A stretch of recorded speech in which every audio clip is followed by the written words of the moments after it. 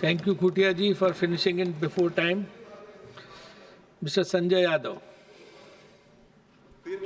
Thank you उपसभापति महोदय। Railway के कामकाज पे चर्चा पे अवसर देने के लिए आपका हार्दिक धन्यवाद। महोदय, मैं अपनी बात को शुरू करने से पहले हमारे लालू प्रसाद आदरणीय राष्ट्रीय अध्यक्ष सहित अन्य जो रेल मंत्री रहे, उनका भारतीय रेलवे में जो योगदान रहा और भारतीय रेलवे को समृद्ध और मजबूत बनाने में उनका जो कंट्रीब्यूशन रहा, उन सबको याद करते हुए मैं अपनी बात को शुरू करना चाहूँगा। महोदय, अभी हम चर्चा सुन रहे थे रेलवे मंत्रालय पे, तो बहुत और अधिकांश जो रेलवे से संबंधित प्रश्न भी रहते हैं, तो उसमें देखने को मिलता है कि एक कंपैरेटिव एनालिसिस रहता है कि 2014 के बाद ये हुआ, इतने नंबर्स बढ़े, इतने पैसेंजर्स बढ़े, लेकिन हम भूल जाते हैं कि 2014 से पहले सरकार उन चीज़ों को मेंशन करने में भूल जाती है कि 2014 से पहले किराया क्या था, यात्रियों को क्या सुविधाएं थी। तो 2014 के बाद जो रेलवे का भाड़ा बढ़ा, किराया बढ़ा, क्या उस अनुपात में रेलवे की सेवा, सुविधा और सुरक्षा सरकार बढ़ा पाई? एक ये मूल प्रश्न है। बहरहाल मैं एक आंकड़ा देख रहा था एनसीआरबी का 2023 तक। एनसीआरबी के आंकड़ों के अनुसार देश में रेल दुर्घटनाओं से 2,60,000 व्यक्तियों की मौत हुई है, चाहे वो डिरेलमेंट से हुई हो, चाहे रेल से गिरने से हुई हो, अन्य प्रकार की जो 5 कैटेगरीज है उसमें 2,60,000। अक्सर हम पहले मेले में या सर्कस में देखते थे कि एक मौत के कुएं में एक मोटरसाइकिल चलाई जाती थी, अभी भी चलती है। तो वही मैं कह रहा हूँ, वर्तमान में एक्चुअली इस सरकार में उसी रेल विभाग वो मौत के कुएं में वही मौत का खेल चल रहा है। अब रेल हादसों में कमी लाने के लिए एक सिस्टम इजाद किया गया, कवच, लेकिन पूर्ण रूप से वो अभी इम्प्लीमेंट नहीं हुआ है और कवच के इंतजार में न जाने कितने लोगों पे कफन चढ़ गए, लेकिन सरकार को कोई फर्क नहीं पड़ता, इतने लोगों की मौतें हो रही हैं। कवच का इंतजार हो रहा है, कितने लोगों कवच कितने जगह किन रूट्स पे, सेक्टर्स पे चला है, वो तो बजट में मेंशन था। दूसरा, जब हम डिरेलमेंट की बात करते हैं तो वो खाली रेल ही पटरी से नहीं उतरती, वो हमारा पूरा सिस्टम पटरी से उतर जाता है और उन डिरेलमेंट की रेल से पटरी उतरने के बावजूद भी, इतनी संख्या में मौतें होने के बावजूद भी वो सिस्टम यूं ही चलता रहता है। उस पर क्या कार्रवाई होती है, नहीं होती है, वो अलग बात है। और असल में जब वो सिस्टम इतने डिरेलमेंट होने के बावजूद भी, रेल पटरी से उतरने के बाद भी चलता है, तो इसका मतलब है सरकार की संवेदना और सोच भी पटरी से उतर जाती है। और महोदय, आप किसी भी प्लेटफॉर्म पे चले जाइए, किसी भी जो रेल से यात्री उतरता है उससे आप पूछ लीजिए कि आपका सफ़र कैसा रहा, आपकी यात्रा कैसी रही, तो वो बताएगा कि बिल्कुल ख़राब। पूछेंगे भाई क्यों ख़राब है, वो कहेगा कि रेल में इतनी गंदगी थी कि शौचालय जाने का मन नहीं करता, वॉशरूम में इतनी गंदगी थी, और उसी जगह उसी प्लेटफॉर्म पे शांत होकर सुने, बहस का मत। उसी प्लेटफॉर्म पे एक बड़ा सा विज्ञापन रहता है जिस पर लिखा रहता है स्वच्छ भारत। शांत होकर सुने।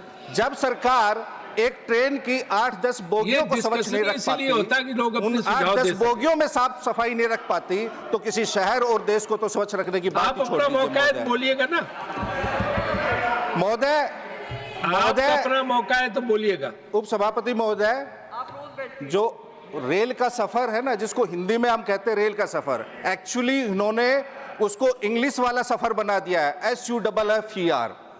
वो रेल का सफर नहीं रह गया है।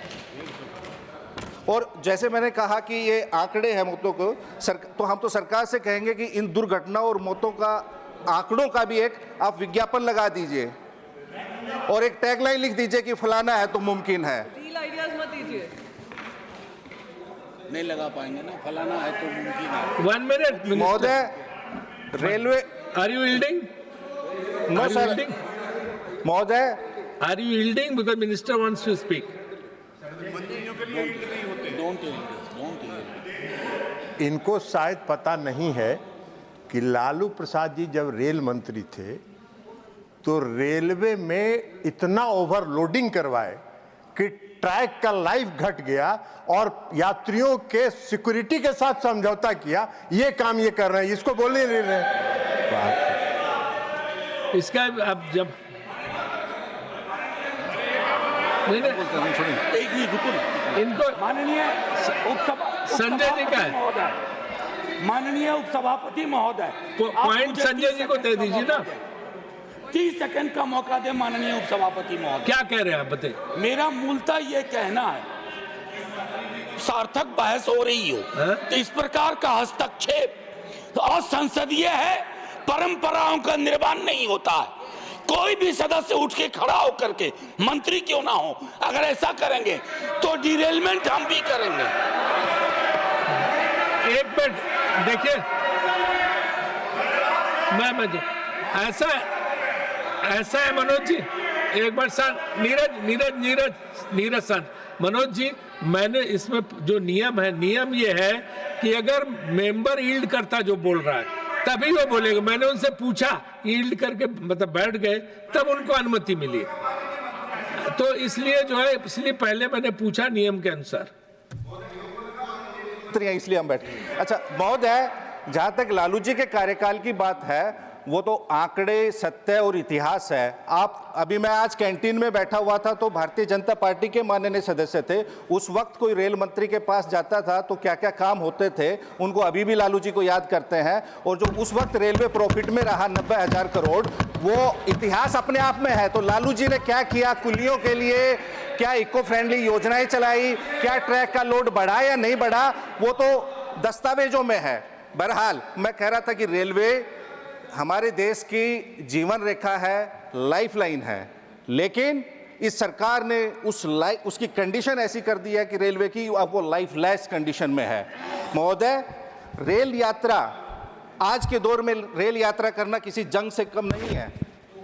आपको टिकट खरीदने से लेकर घर पहुंचने तक, वो आप किसी यात्री से संवाद कीजिए, आपको बता देगा। वैल्यू फॉर मनी का कोई ट्रैवलिंग एक्सपीरियंस यात्रियों को नहीं मिल रहा है। महोदय, हम चाहते हैं कि सरकार स्लोगन, एडवर्टीजमेंट, प्रचार प्रसार और मैन्युफैक्चर्ड इंफॉर्मेशन के भ्रम से निकल के यथार्थ पे यात्रियों से संवाद करे और उनके अनुरूप अपनी योजनाएं बनाए। महोदय, अभी होली का त्यौहार है, आप जाइए किसी रेलवे स्टेशन पे, बिहार की बात हो रही थी, 20 साल से वहाँ एनडीए की सरकार है, 11 साल से यहाँ है, सबसे अधिक बिहार, तीसरा लार्जेस्ट पॉपुलस स्टेट है बिहार।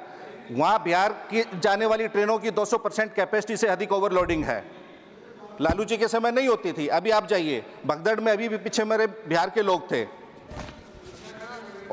उनका सफर कैसे आरामदायक हो, कैसे सुखदायक हो, उस पे बात होनी चाहिए। बिहार के लाइफ और बिहार के लोगों की लालू जी ने तो गरीब रथ चलाया। क्या किसी ने गरीब रथ चलाया था? वो चाहते थे कि गरीब भी सुविधाओं का हकदार बने, उन्हें भी सस्ता खाना मिले, वो भी कड़ी धूप में, गर्मी में, सर्दी में एसी का सफर करें। तो इसलिए वो उन्होंने सुविधा बढ़ाई थी। और उनके दिए हुए कारखाने जो बिहार में है 3, उनमें रिकॉर्ड तोड़ प्रोडक्शन हो रहा है। लेकिन हालिया सरकार क्या कर रही है? अमीरों के लिए ट्रेन लाई जा रही हैं और प्राइवेट हाथों में उन्हें सौंपा जा रहा है। ऊंची कीमतों पे टिकट हैं। जैसे मैंने कहा, उस वक्त क्या प्राइसिंग था टिकट का, अब क्या है? गरीब रेल में बैठने का सपना भी नहीं देख पाता। आप प्रीमियम ट्रेन लेके आइए, आप बुलेट ट्रेन चलाइए और प्रीमियम ट्रेन चलाइए, लेकिन जो पुरानी पैसेंजर ट्रेन हैं, जो पुरानी एक्सप्रेस ट्रेन हैं, उनको बंद मत कीजिए, उनके कोचों की संख्या कम मत कीजिए। आपको जो नया लाना ले, उसका स्वागत है। उप सभापति महोदय, सरकार का काम हर देशवासी को सस्ती सुविधा उपलब्ध कराना है। मुनाफा कमाना या व्यापारी बनकर लोगों की जेब काटना नहीं है। आम आदमी, गरीब आदमी को देना। हमारा देश इतना बड़ा है महोदय, पूरे देश में एक डेडिकेटेड फ्रंट कॉरिडोर है, वो भी लालू जी के समय शुरू हुआ था 2005 में। उसके बाद से कितने डीएफसी आपने बनाए, कितने डीएफसी ऑपरेशनल हैं? महोदय, 1 मिनट लूंगा आपकी, मैं अपनी बात को कंक्लूड कर रहा हूं। 3 लाख से अधिक non gazetted post. Neeraj ji, महोदय, 3 लाख से अधिक नौकरियां युवाओं की खाली है। उन नौकरियों को भरने के लिए आप क्या कर रहे हैं? सरकार उस पर जवाब दे। 3 लाख से अधिक नॉन गैजेटेड पोस्ट खाली है। महोदय, समय हो गया, खाली इतना कहूंगा कि आप लिख देते हैं ट्रेन पे कि आपकी यात्रा मंगलमय हो। खाली ट्रेन पे आपकी यात्रा मंगलमय लिखने से किसी की यात्रा मंगलमय नहीं होगी। यात्रा को मंगलमय करने के लिए आपको उनके लिए कल्याणमय और चेतनामय नीतियां बनानी होंगी और निर्णय ऐसे लेने होंगे ताकि वो हो, लागू हो। किसी के हैप्पी जर्नी करने से किसी की जर्नी हैप्पी नहीं होती। तो लालू जी ने जो इस देश के रेलवे को दिया है, कोई रेल मंत्री नहीं दे पाया है 2005 के बाद से।